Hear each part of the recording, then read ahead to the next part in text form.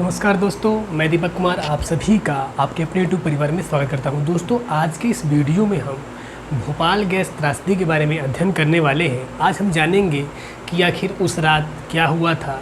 भोपाल की जिस फैक्ट्री में एक बहुत ही भयानक गैस का रिसाव हुआ और हज़ारों लोगों की मौत हो गई। तो आइए आज के इस वीडियो में हम देखते हैं कि आखिर उसमें कौन कौन सी घटनाएँ घटी थी तथा उसका कौन जिम्मेदार व्यक्ति हुआ।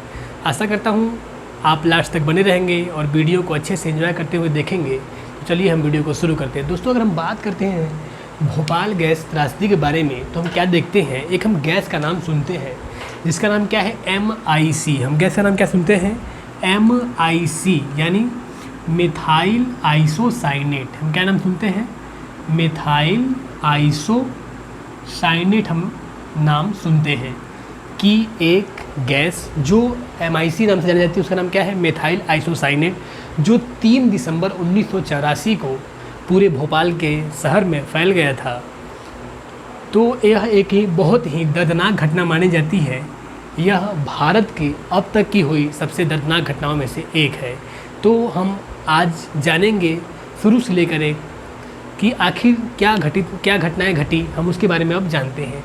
तो अगर हम बात करते हैं MIC के बारे में तो सबसे पहले हम क्या जानते हैं कि 1969 में 1969 में एक कंपनी भारत आती है, उसका नाम क्या है, UCIL यानी यूनियन कार्बाइड इंडिया लिमिटेड। इसका नाम क्या है, union carbide India limited, union carbide India limited. एक अमेरिका की कंपनी है जो क्या थी, भारत में आती है और क्या करती है, 1969 में यह एक अपना फैक्ट्री डालती है। और क्या होता है कि जो इसका चेयरमैन है वो कौन है, इसका जो चेयरमैन बनकर आता है उसका नाम क्या है, वॉरेन एंडरसन। क्या हम देखते हैं, वॉरेन एंडरसन। वॉरेन एंडरसन नाम का व्यक्ति जो कि अमेरिका का है, वो क्या करता है, भारत में एक कंपनी एक फैक्ट्री खोलता है, यूनियन कार्बाइड इंडिया लिमिटेड, साथ में UCIL हम कहते हैं। वह एक फैक्ट्री का निर्माण करता है। तो यहाँ पे हम क्या देखते हैं, यह फैक्ट्री कौन सा कार्य करती है। यह फैक्ट्री जो है वह इंसेक्टिसाइड यानी कीटनाशक का निर्माण करती है। जो फैक्ट्री है हम क्या देखते हैं, यह क्या करती है, यह कीटनाशक पदार्थ, कीटनाशक का निर्माण करती है। यानी यह ऐसा केमिकल बनाती है जो खरपतवार को नाश करता हो। तो हम क्या देखते हैं, एक कंपनी 1969 में आती है और उसका जो हेड है, चेयरमैन है, वो कौन है, वॉरेन एंडरसन है।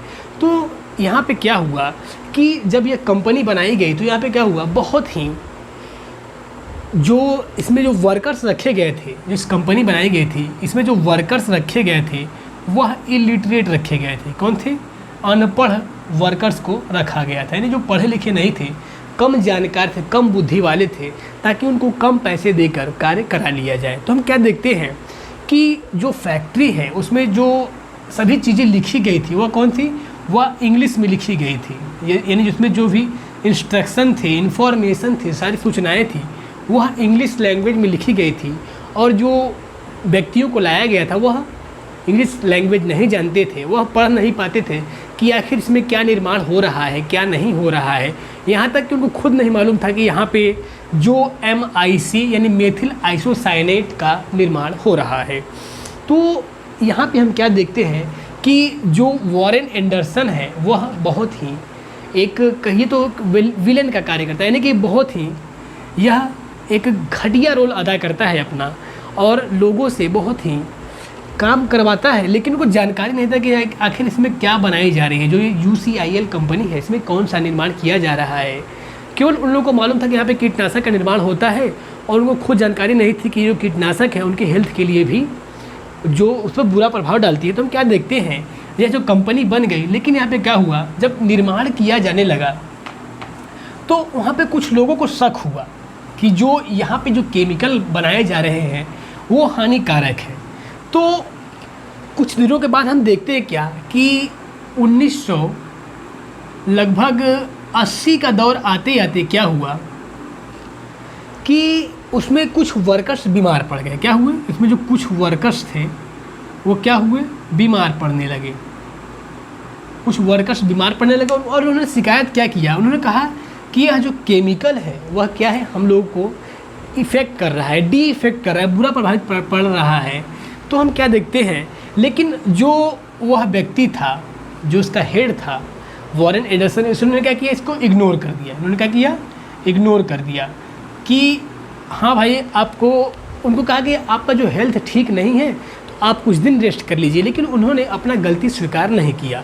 तो ऐसे ही आगे जब बात चली तो क्या हुआ, कुछ दिनों बाद हम देखते हैं कि यह जो कंपनी है वो लॉसेस में जाने लगती है। क्या हुआ कि यह जो कंपनी जो खोली गई थी, UCIL कंपनी जो थी, वह क्या हुई, वह लॉसेस में जाने लगी, उसको घाटा होने लगा।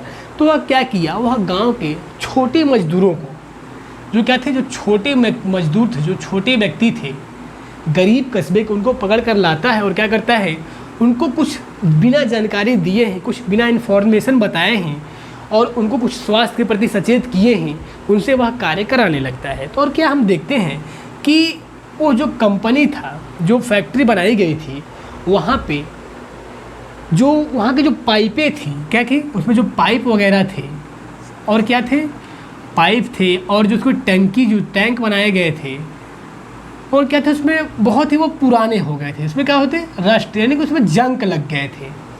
तो ऐसा हम लोग देखते हैं कि उसमें क्या हुई थी, बहुत ही जंक लग गई थी और वहाँ पे जो निर्माण किया जा रहा था वह बहुत ही इलीगल तरीके से लगभग कह सकते हैं किया जा रहा था। यानी सरकार भी उस पर ध्यान नहीं देती, जो अपनी इंडियन गवर्नमेंट थी, जो अपनी भारतीय सरकार थी, उसमें इन लोगों ने भी इस पर ध्यान उतना नहीं दिया, सोचा कि भाई जो कार्य किया जा रहा है वो अच्छे से ही किया जा रहा होगा।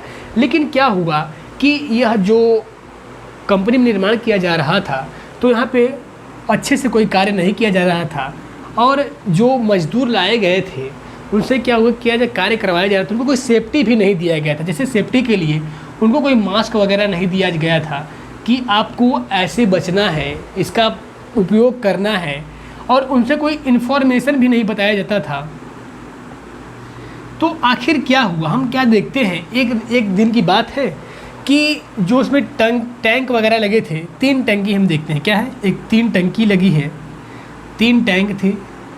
उस टंकी का नाम क्या था, एक था E610, E611 और एक तीसरा था E619। ये 3 टंकी है। और क्या हुआ, इस टंकी में जो MIC रखा गया था, यानी इसमें जो MIC भरा गया था, केवल 2 में ही टंकी का भरा जाना था, 2 टंकी को ही केवल MIC भरा जाना था।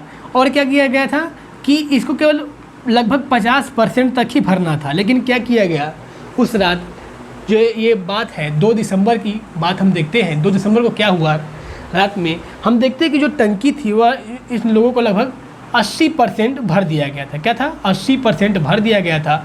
और जो तीसरा था, इसको इमरजेंसी में यूज करना था, तीसरा जो हमारा टंकी था उसको क्या करना था, इमरजेंसी में यूज करना था। लेकिन क्या हुआ, उस रात 2 दिसंबर की रात को हम क्या देखते हैं कि यह जो टंकी थी, 2 टंकी तो 80% भर गई थी और जो तीसरी टंकी थी यह भी लगभग 50% के आसपास भर गई थी। और क्या हुआ कि जब रात में साफ़ सफाई वगैरह किया जा रहा था तो क्या देखते हैं हम कि यह जो टंकी है 611 वाली, यह क्या होती है, यह लीक करने लगती है। यह क्या करने लगती है, यह लीक कर रही थी, वाइटिश कलर की, लगभग पीले रंग की, क्या करती है, पीले रंग से कुछ इसमें लिक्विड दिखा। जो वर्कर्स कार्य कर रहे थे उन लोगों ने देखा कि यार तो लीक कर रही है। और क्या हुआ, ये तो हमने पहली गलती देखा कि क्या कर रही थी, लीक कर रही थी। और क्या हुआ अचानक कि जब साफ सफाई वगैरह किया जा रहा था तो किसी तरह से इसमें क्या हुआ, पानी कुछ चले गए। क्या हुआ, यह जो टंकी वगैरह बने थे उसमें क्या हुआ, कुछ पानी चले गए। और जो पानी होता है वह MIC से क्रिया करके, जो पानी है वो क्या होता है, MIC से जब क्रिया करता है मेथिल आइसोसाइनेट से, तो यह क्या बनाता है, यह कार्बन डाइऑक्साइड बनाता है और क्या बनाता है, मेथिल एमीन बनाता है। क्या बनाता है, मेथिल एमीन। यानी यह जो पानी भरा गया था टंकी में वह क्या किया, मेथिल आइसोसाइनेट से क्रिया किया और क्या किया, जो क्रिया थी वह एक्सोथर्मिक रिएक्शन थी, यानी ऊष्माक्षेपी। और इससे एक भयानक गैस बनी, क्या बनती है, मेथिल एमीन और कार्बन डाइऑक्साइड गैस का रिसाव होने लगता है। और यह देखते देखते ही क्या होता है, वह फैलने लगता है।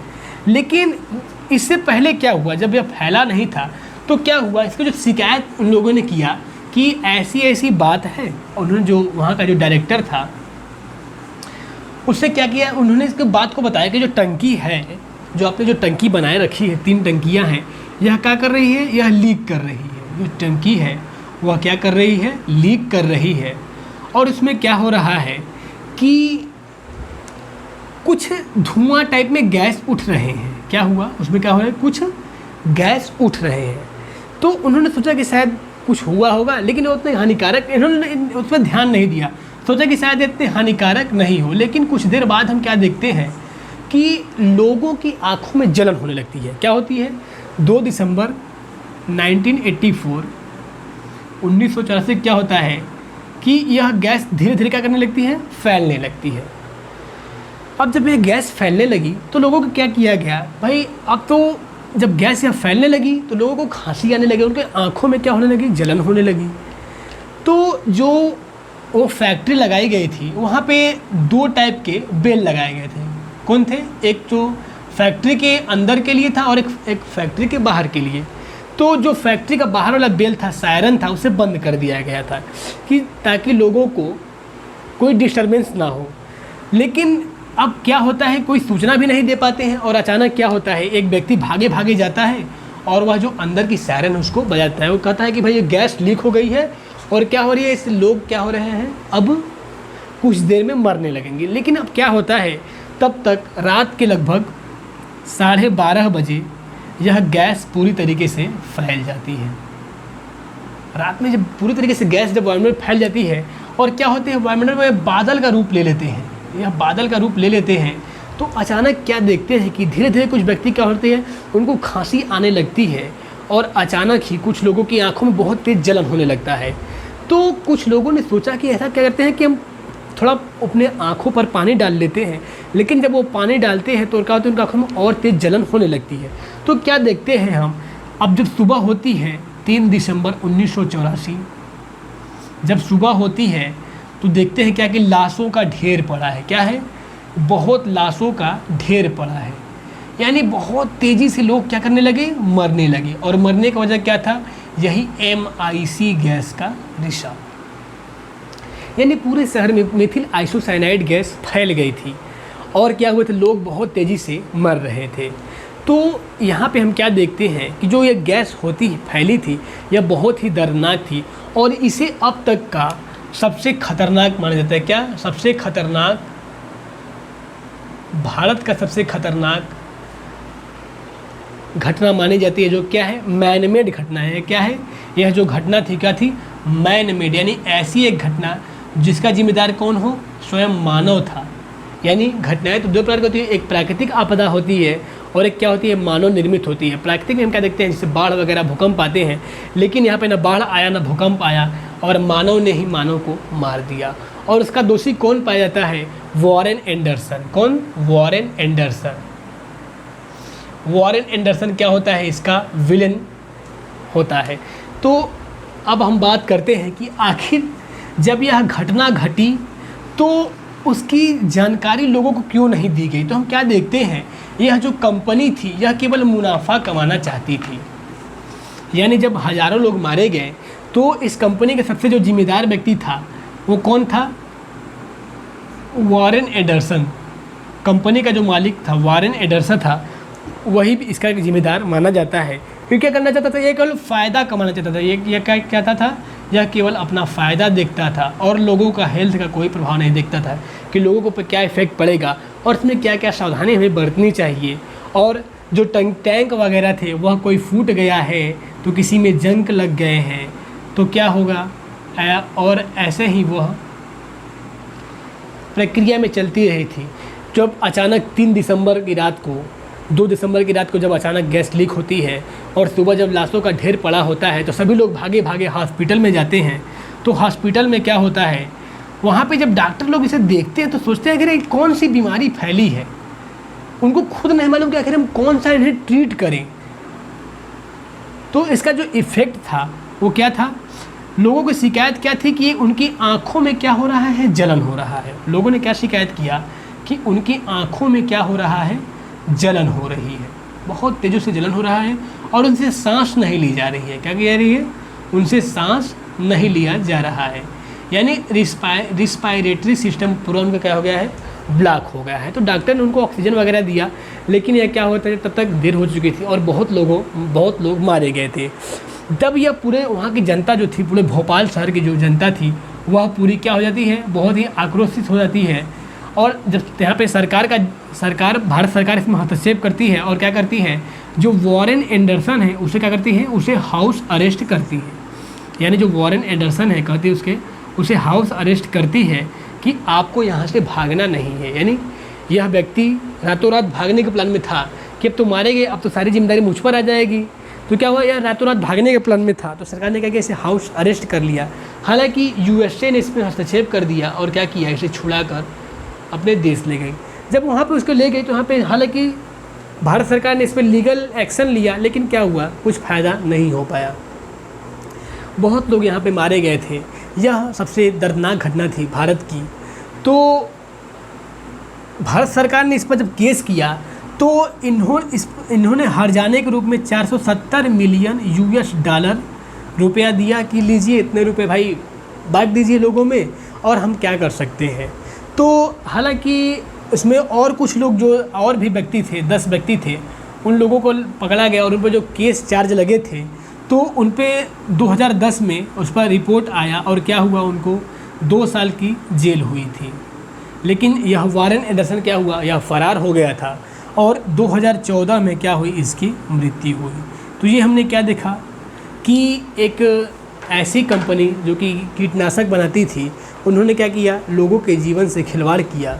अपने स्वयं के फ़ायदे के लिए इन्होंने फैक्ट्री के जो कार्य होते हैं, जो पाइप वगैरह थे, टैंक थे, उसे विनिर्माण करना चाहिए था, तो टाइम पर वर्क करने चाहिए थे, रिपेयर करना चाहिए था, लेकिन वहाँ पे कार्य नहीं हुआ। और उसमें क्या किया गया था कि जो आपका ये MIC था, उसे क्या करना चाहिए था, इसे एक भाई आप जब कोई भी रसायन आप इकट्ठा कर रहे हैं तो उस पर प्रेशर, वॉल्यूम और टेम्परेचर का ध्यान रखना चाहिए था, लेकिन क्या किया गया, इन्होंने उस पर ध्यान नहीं दिया था। भाई जब MIC है इसको 4 डिग्री सेंटीग्रेड पर रखा जाता है, लेकिन इन्होंने 20 डिग्री सेंटीग्रेड पर रखा था। यानी इन्होंने पूरी तरीके से मानवता की शर्मसार एकदम पार कर दी थी। केवल इनको अपना फ़ायदा देखना था और इसमें कोई कूलिंग एजेंट नहीं लगाए गए थे ताकि इसको टेम्परेचर को कंट्रोल किया जा सके। और जो उस रात को हुआ, पूरे देश को इस घटने ने झकझोर कर रख दिया। तो ये हमने देखा भोपाल गैस के बारे में। आशा करता हूँ आपको वीडियो पसंद आया होगा। मिलेंगे आपसे नेक्स्ट वीडियो में, तब तक के लिए धन्यवाद।